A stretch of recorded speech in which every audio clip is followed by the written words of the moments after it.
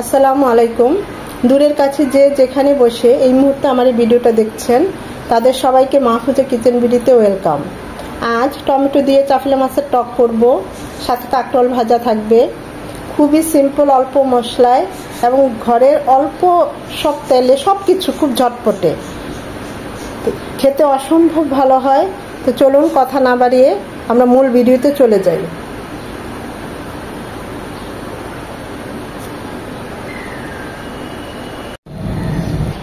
কাঁকরোল ভাজি করব, শুধুমাত্র হলুদ আর একটু লবণ দিয়ে মাখিয়ে নিয়েছি। এখানে মরিচ গুঁড়ো দেই নাই, যারা ঝাল খেতে পছন্দ করেন একটু মরিচ গুঁড়ো দিয়ে নেবেন।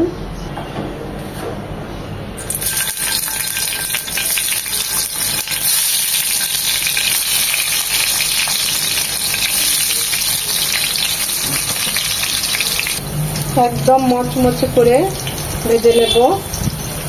কাঁকরোল দিয়ে আমরা তরকারি, যে কোনো মাছের তরকারি রান্না করি, সেটাও খুব ভালো হয়। আবার এভাবে এরকম চাকচাক করে কেটে শুকনো ভাজি খুবই ভালো লাগে।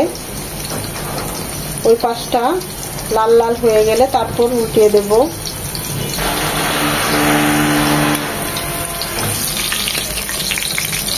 কচি কাঁকরোল হলে খুব ভালো হয়,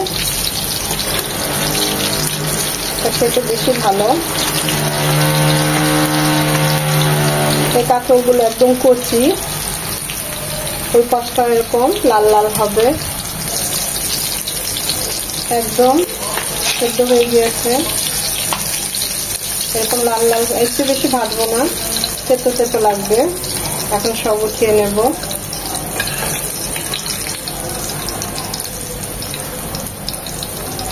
টমেটো দিয়ে চাফলা মাছের টক করব।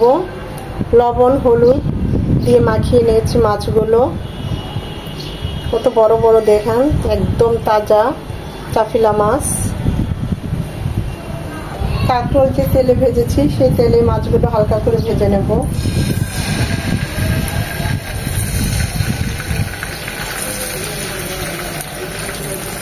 বাকিগুলো পরে দিব,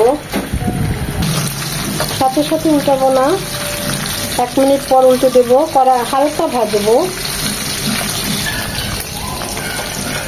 চাফলা মাছগুলো রান্না করার জন্য আমি এই তেলটাই, মাছ ভাজার তেলটাই ব্যবহার করছি।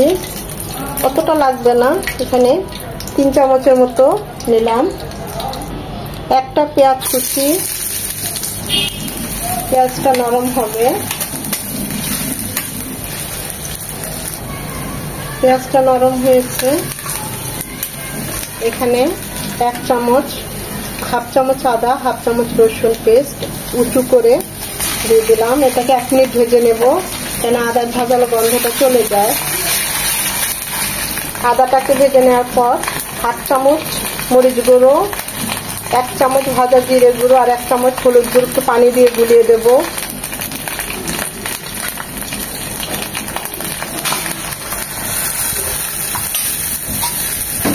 মশলাটাকে খুব ভালোভাবে কষিয়ে নিতে হবে।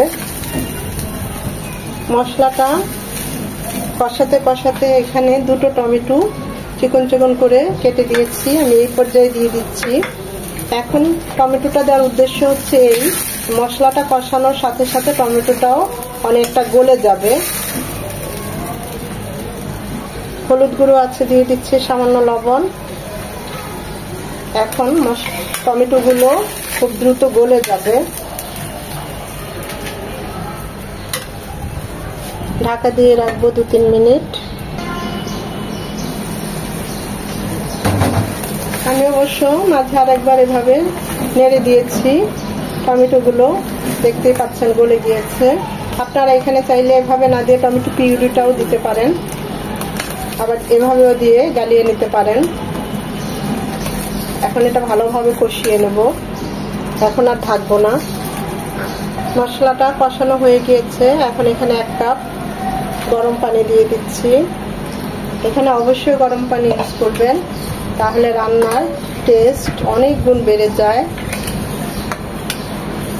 যেহেতু আমি একটু ঝোল ঝোল রাখবো, তাই আমি 1 কাপ পানি দিলাম।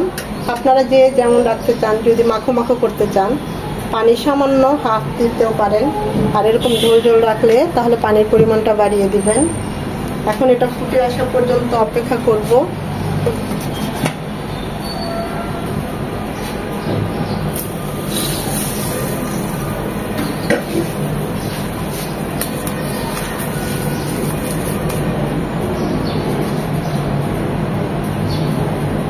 মাছগুলো যে ভেজে রেখেছিলাম সেগুলো এখন দিয়ে দেব।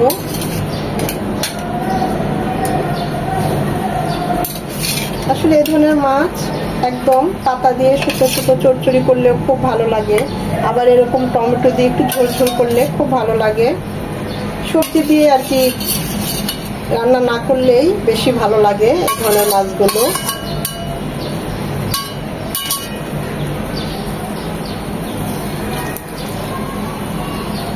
মাছ ভাজার সময় লবণ দিয়েছি, আবার টমেটোটা গালানোর জন্য কিছুটা লবণ দিয়েছি। টেস্ট করেছি আর একটু লাগবে, তাই ওই অনুযায়ী লবণটা দিলাম। দিয়ে দিচ্ছি 5-6টা কাঁচামরিচ, এভাবে মাঝখানে কেটে দিয়েছি, ঝালটা বের হবে।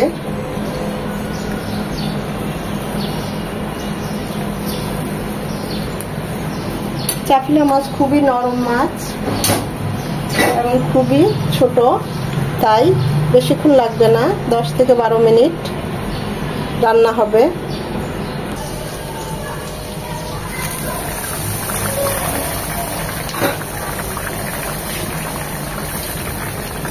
এটা মাছটা উল্টিয়ে দেওয়ার মতো কিছুই নেই, একদম সফট এবং পাতলা। যেহেতু ঝোলের সাথে ডুবে আছে, মাছটা অবশ্যই হয়ে যাবে। এখন আর ঢাকবো না, আর একটু ঝোল টানাবো আমি। আপনারা চাইলে একদম মাখো মাখো করতে পারেন, আবার এই ঝোলটাও নামিয়ে নিতে পারেন। এই ঝোলটা খুবই পাতলা এবং খুবই টেস্টি, এতটা মজা হয়। হালকা টক টক টমেটোর ফ্লেভার, টেস্ট খুব ভালো হয়। চাপিলা মাছের সুন্দর একটা দেশি চাপিলা মাছ ফ্লেভার চলে এসেছে। এইভাবে আর 2-3 মিনিট ঝোলটা আর একটু কমিয়ে নেব। নামানোর আগে ধনেপাতা কুচি দিয়ে নামিয়ে নেব। চুলাটা অফ করে দিলাম। কতটা লোভনীয় হয়েছে দেখুন, গরম ভাত দিয়ে এরকম একটা রেসিপি থাকলে আর কিছুই লাগে না।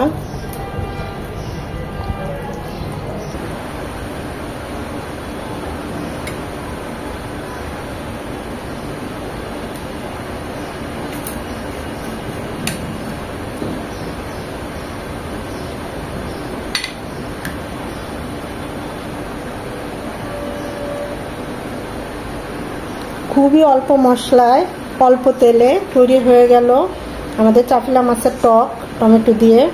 দেখতেই পাচ্ছেন কতটা লোভনীয় হয়েছে, অসাধারণ হয় খেতে, অসম্ভব ভালো লাগে। এভাবে চাপিলা মাছ দিয়ে যদি টমেটো দিয়ে এভাবে টকটা রান্না করেন, আর এই প্রচণ্ড গরমে এরকম একটা রেসিপি গরম ভাতের সাথে অসম্ভব ভালো লাগে। আর সাথে যদি থাকে এরকম কাঁকরোল ভাজা।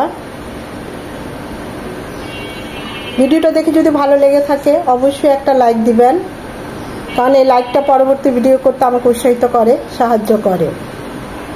আশা করি ভিডিওটা ভালো লেগেছে। এতক্ষণ যারা ধৈর্য ধরে আমার এই ভিডিওটা দেখেছেন তাদের সবাইকে অসংখ্য ধন্যবাদ।